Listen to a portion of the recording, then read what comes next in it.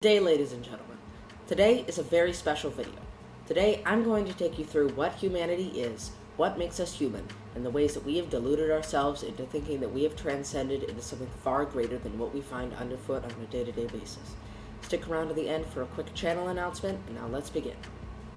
Let's start with evolution. What is evolution?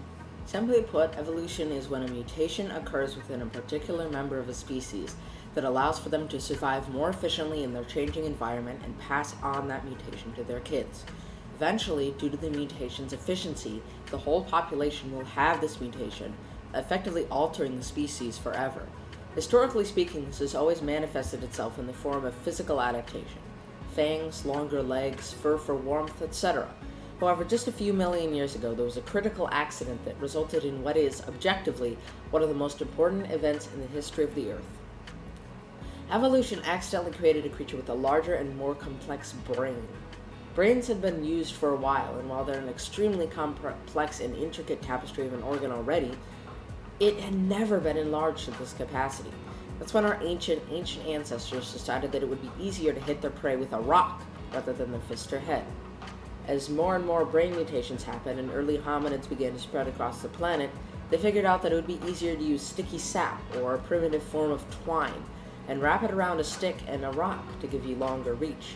As these early forms of society emerged in the form of hunting groups, using primitive spears and throwing rocks at their prey, something clicked in the head of an early human. That human started eating berries, fruit, and food from the land. Then, after going on a self-righteous tirade towards the other hominids about how being vegan makes you objectively superior, they settled down on land and decided to construct some primitive form of house or farm. Now, I'm sure you know the story from here, but let's ask ourselves some of the real questions today. What makes us human? What sets us apart from the other species? And why do we do what we do?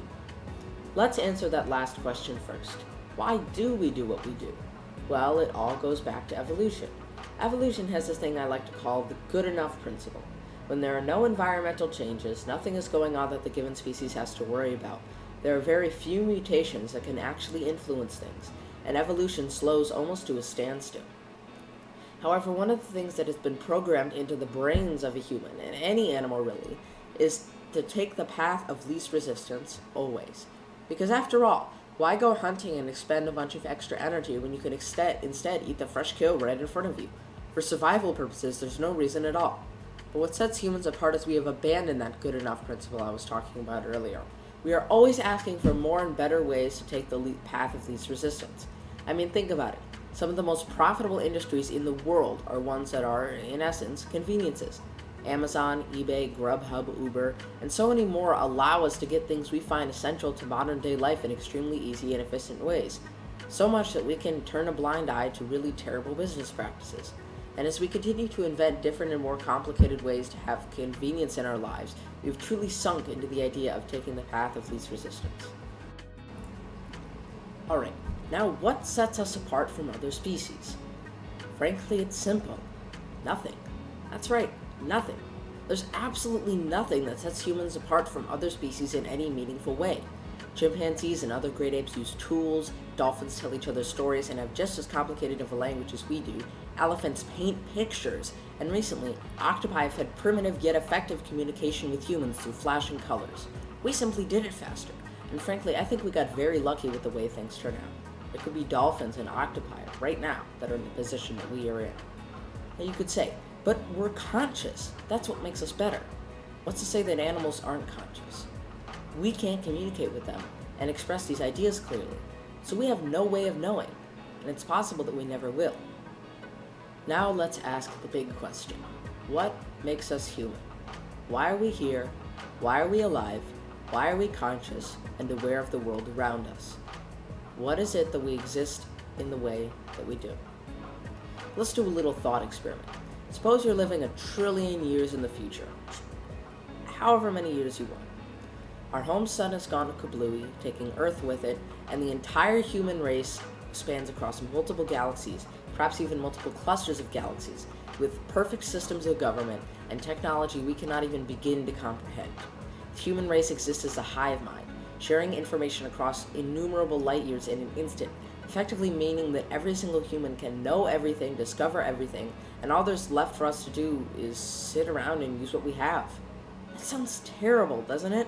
Nothing more to discover, to invent, to create, or to know. And while I'm sure the novelty of having Star Trek-esque technology would be cool for a while, it would wear off very, very fast. Now, suppose you're an ancient philosopher. Doesn't matter where, doesn't matter when, as long as it's a period that is long, long ago before urbanization was a thing. You look up into the skies, gazing at the stars, asking yourself, what wonders of the universe lie just beyond your grasp? A single tear falls from your eyes. You realize you will never know everything, nor will you ever be able to truly experience everything. And yet it is a tear of joy as you realize that is truly what makes our existence meaningful. You stand up, returning to your clay hut on the mountaintop, green grass swaying against your legs, as your mind spirals with the infinite possibilities that the universe holds for you. Alright, channel announcement time. So as I'm sure you're aware of, the school year is starting up soon. For me, this means on August 11th.